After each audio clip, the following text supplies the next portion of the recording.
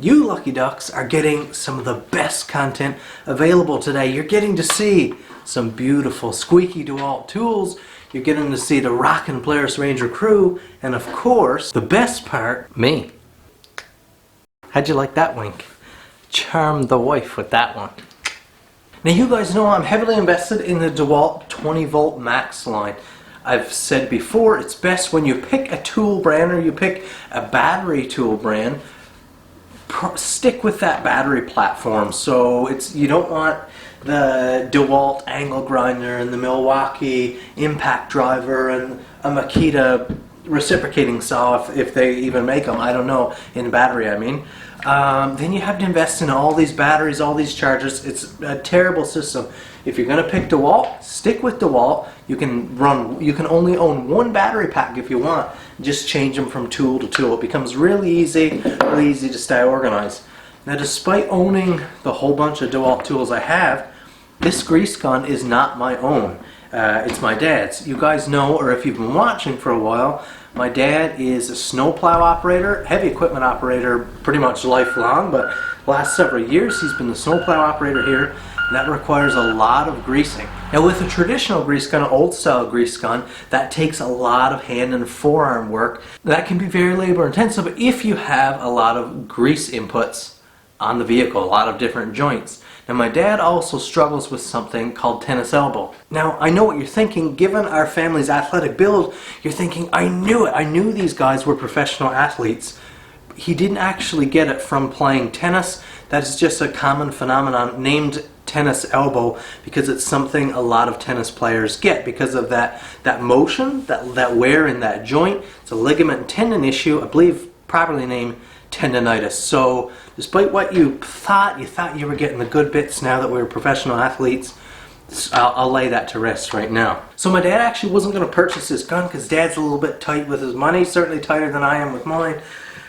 But I convinced him. I said, listen, you're struggling pumping all this grease all the time. Why don't you try the DEWALT grease gun? Secretly thinking it would be very useful for me as well, but I don't have a lot of greasing to do, so it wasn't worth for me to spend a couple $100 to get one.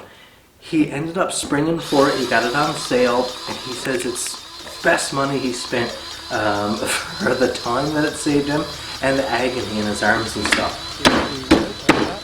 What you have is a battery-powered grease gun. Takes a tube of grease in here, pretty standard setup to a normal grease gun. You've got a fairly long grease tube here with a covered connector, a trigger. Let's do a quick close-up here on this beautiful tool. We have rubber over molding, which you know I like, and with the winter greasing, of course, that's when Dad's doing his work. It's really nice. It's warmer on the hands. You have a grip on it, carrying it around under the vehicle or climbing around. Just a lot more comfortable. You have the guts of the machine here. This is where your power head is. LED light, which you can turn off, but I love that DEWALT incorporates that on almost all of their tools now. It's actually really helpful, especially on the drills and drivers and stuff. Extremely helpful, but you can override and shut it off, so even when you touch the switch, it doesn't come on. You have, of course, the trigger here and the trigger lockout. You have a steel clip, real heavy right here. There we go, for locking in the end here. Of course, as we said, your grease port is right here, handles standard tubes of grease.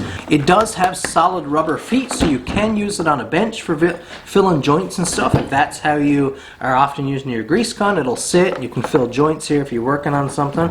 That's nice. A bleed valve here, and right here we have like basically a blowback valve. And what happens is if you're on a grease nipple and it's blocked off or frozen or jam-packed with dirt, you can't get any grease in there, it'll blow back through this valve and start pushing grease out here. Otherwise, of course, you'd have excess strain on the machine if you didn't have a way for that to happen, or you'd have your actual nozzle blow off of the joint there. So this is a good idea, a good system, but it also can create a little bit of a problem. I've heard some people grumbling about this. Now the tool does have a carry strap here, which in some items, I've had items before where this type of thing seems gimmicky. My dad says this is one of the best features of the tool when he's climbing around, or if you're up and underneath a piece of equipment, you're climbing up to get the hydraulic rams up top. You don't want to have to carry this rig, and sometimes you're hanging off of a machine. You have to put the nozzle on there. What do? So Dad can strap this around his body, and he doesn't have to be carrying it. It can just hang by his side, and he has free hands. So he's just found that the most helpful. Everything is built heavy duty. This is a steel hanger here, built right into, just screwed right to the chassis of the, right up here on top. You've got a steel clip and a very heavy nylon strap there. Now the qualm we've heard about this, we haven't had any problems ourselves, but the problem that we've heard people grumbling about with this blowback valve is that it's maybe a little too sensitive. So what happens is, I've heard complaints that if the grease nipple, the port there is the least bit dirty, it won't force grease in there. So I think they would like if this was a little more closed off and would allow a little more pressure. Now the coils I've heard are from people in the logging industry that has very dirty equipment. So you have a lot of bad ports that just happens, and these things tend to blow back grease fairly often, or more often than they would like. You end up either having to take them off and clean them out, or get a manual grease gun that doesn't have that pressure release and really force grease in there. And a manual gun will often do that, where this one won't let you force it. If it's not a properly operating grease port, then this one will blow your grease out. So let's just do a quick test here with a standard grease gun. Let's just make sure, okay, it's operating perfectly, lots of grease in the tube. I'm gonna pump as much as I can. I'll watch the camera time there, and we'll give it, say, 5 seconds. So I'll wait until it hits 30.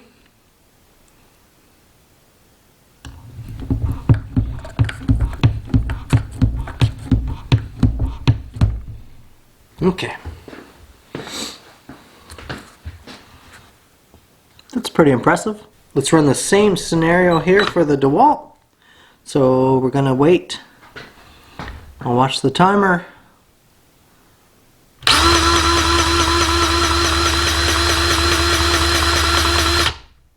And it was about half a second less. I stopped a little bit early. So the manual gun got a little bit more of a head start. This is the DEWALT. Not sure if you can tell, but that is quite a difference. So now we've got to grease the new Ranger here. This is a 2021 Ranger Crew. I've had about 6 months, but 6 months of winter. So it's 370 kilometers on it right now. We haven't done a greasing. I would like to have done a greasing right from factory, but it hasn't really been used much anyway. So we'll do the first greasing now.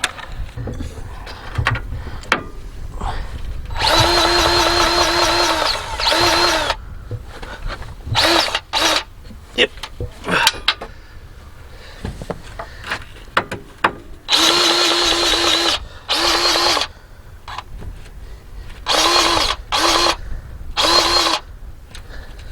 They're taking a lot of grease, eh? Yep. Holy mackerel.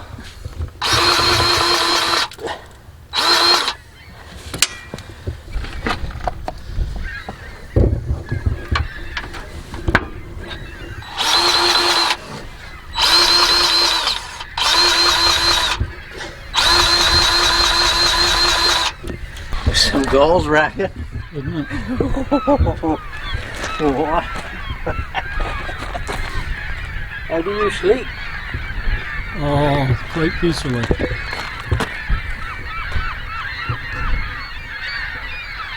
Soon be time to get the floating dock out. Yeah. Grease gun is some good, isn't he? Oh man, fast. Yeah.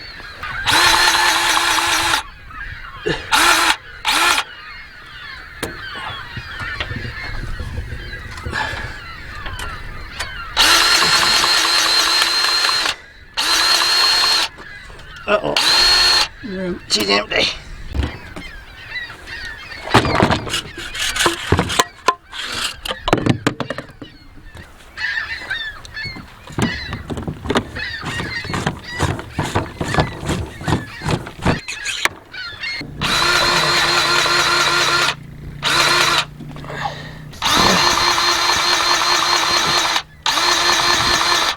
But there's dry joints in it. Yep.